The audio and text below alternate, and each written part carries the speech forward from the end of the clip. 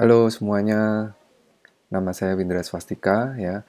Kita ada di seri tutorial bahasa pemrograman untuk Python ya.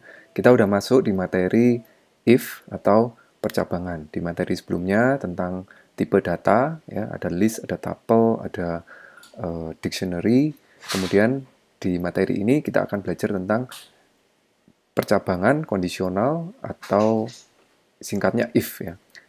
Dalam bahasa pemrograman itu percabangan itu hal yang biasa ya. Ada percabangan dengan satu kondisi ya, satu kondisi. Misalnya ini contoh kasus contoh sehari-hari ya. Jika lapar ya, jika lapar saya makan. Nah, ini adalah satu kondisi ya, lapar. Lapar itu akan bernilai ya, entah benar lapar atau tidak lapar. Ya, kondisinya hanya dua ini. Lapar atau tidak lapar ya. Nah, di dalam dalam perintah atau dalam kondisional itu jika suatu kondisi, maka jika kondisi ini benar, maka lakukan sesuatu.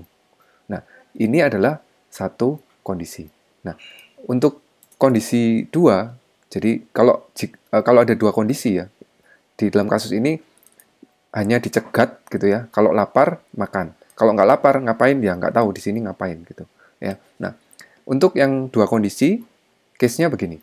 Case-nya jika hari libur ya, jika hari libur ya, kalau benar libur maka bangun di atas pukul 8. Nah, jika kondisinya salah ya, sebaliknya ini sebenarnya dari kata otherwise ya, dari kata otherwise. Mungkin bahasa Indonesia yang paling mendekati ya kata sebaliknya. Sebaliknya artinya jika saat itu tidak libur ya, bangun pukul 06.00 begini ya. Ini ada dua kondisi di mana status atau kondisinya adalah libur atau tidak gitu ya. Hanya ada dua kondisi. Nah, bagaimana dengan yang kalau ada lebih dari dua kondisi? Memungkinkan nggak dua kondisi seperti ini? Bisa aja. Ya, kondisi pertama ya, misalnya kondisi kalau bangun pukul, kalau bangun sebelum pukul 5, ya, maka ke kantor naik sepeda. Ya. Jadi kondisinya begini, bangunnya sebelum pukul 5, ya, 5 maka ke kantor naik sepeda. Kalau bangunnya ya antara pukul 5 sampai pukul 6 maka ke kantornya naik bus ya. Kalau bangun di atas jam 6 maka ke kantornya misalnya naik ojek online gitu ya, naik ojek online. Nah, maka pembentukan kondisinya adalah kalau bangun sebelum pukul 5 ke kantor naik sepeda. Nah, sebaliknya jika bangun pukul pukul 5.00 sampai 6.00, sebenarnya 06.59 ya supaya nggak rancu gitu ya. 65 atau 6.00 juga nggak apa-apa. 6.00 ya, maka ke kantor naik bus. Nah, selain dari dua kondisi tersebut karena sudah tidak ada kondisi yang lain, ya, selain dari dua kondisi di atas, selain itu ya, kita bisa tuliskan selain itu ke kantor naik ojol, ya, naik ojek online.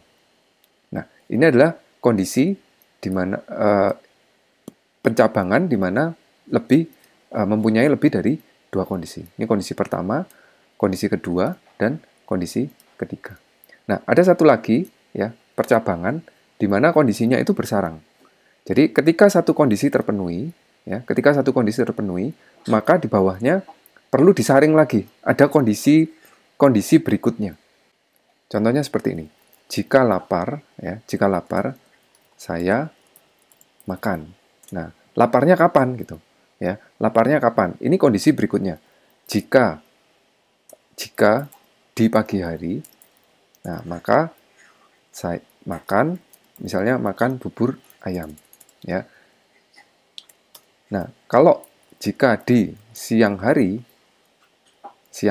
gitu ya, makan misalkan makan nasi ya. Selain itu, artinya kalau laparnya nggak pas di pagi hari atau nggak di siang hari ya, selain itu makan salad. Nah, ini adalah if dengan kondisi bersarang ya. Nah, bagaimanakah ini semua diterapkan di bahasa pemrograman Python ya. Nah, di pemrograman Python kita kenal ada data yang namanya data numerik ya. Data angka bisa berupa integer, bisa berupa float ya. Kemudian ada juga data string atau data teks ya yang berupa serangkaian karakter ya. Nah, ada satu lagi data yang namanya data boolean. Data boolean ini hanya bernilai true atau false. Hanya bernilai 2. Nah, ini dijadikan sebagai satu kondisi. Apakah kondisi bernilai true atau bernilai false ya. Saya buat sebuah variabel boolean, misalkan katakan variabel game over ya sama dengan saya beri nilai true ya.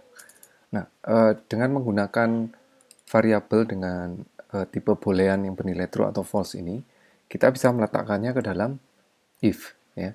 If ya diikuti dengan satu kondisi yang mana kondisinya adalah nilainya true atau false ya. Game over ya, if game over kita bisa berikan misalnya print permainan selesai ya. Nah, ini adalah satu if dengan satu kondisi ya. If dengan kalau kondisinya true hanya ini yang dijalankan, selesai ya. Kita bisa juga memberikan sebaliknya ya. Jika belum game over ya, jika game overnya masih false, kita bisa berikan perintah else ya. Print lanjutkan permainan begini. Nah, ini adalah logika if ya. If game over true ya, nilainya adalah true, maka ini yang dijalankan. Else ini yang dijalankan ya. Saya akan running ya. Hasilnya adalah karena game overnya true ya, maka yang dicetak adalah permainan selesai. Jika game overnya false ya, maka yang dihasilkan adalah yang dicetak adalah print lanjutkan permainan. Begitu ya. Nah,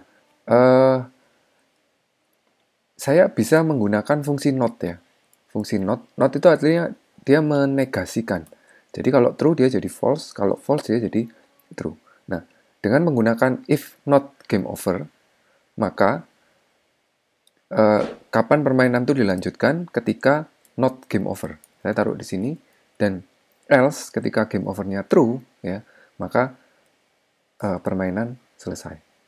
Nah, kemudian perlu diperhatikan lagi bahwa dalam perintah if, ya, perintah-perintah yang akan dijalankan ketika kondisi bernilai benar, maka perintah yang akan dijalankan harus diberikan indentasi. Ya, kalau pakai sublime otomatis ya, begitu ada tanda titik 2 ini, pengetikan berikutnya akan terindentasi. Ya. Jadi misalnya if not game over, lanjutkan permainan, print misalnya bersiap gitu ya. Nah, maka ketika game overnya adalah false, dua perintah ini yang akan dijalankan. Ya. Saya akan jalankan, hasil akhirnya adalah print, lanjutkan permainan, kemudian kata bersiap. Nah, seperti ini. Ya. Nah, bagaimana dengan if dengan banyak kondisi ya? Misalnya, jika game over, ya, ini posisi di mana game over ya, permainan selesai. Jika game over terus ada satu kondisi lagi, apakah game akan dilanjutkan? Ya, saya beri nilai true. Nah, jika game over, permainan selesai, apakah game akan dilanjutkan? Nah, kita bisa memberikan perintah if berikutnya di bawah sini. If ya, continue, game dilanjutkan, maka print permainan dilanjutkan. Ya. Nah, else. Nah, ini else-nya apa? Ini adalah else-nya dari continue.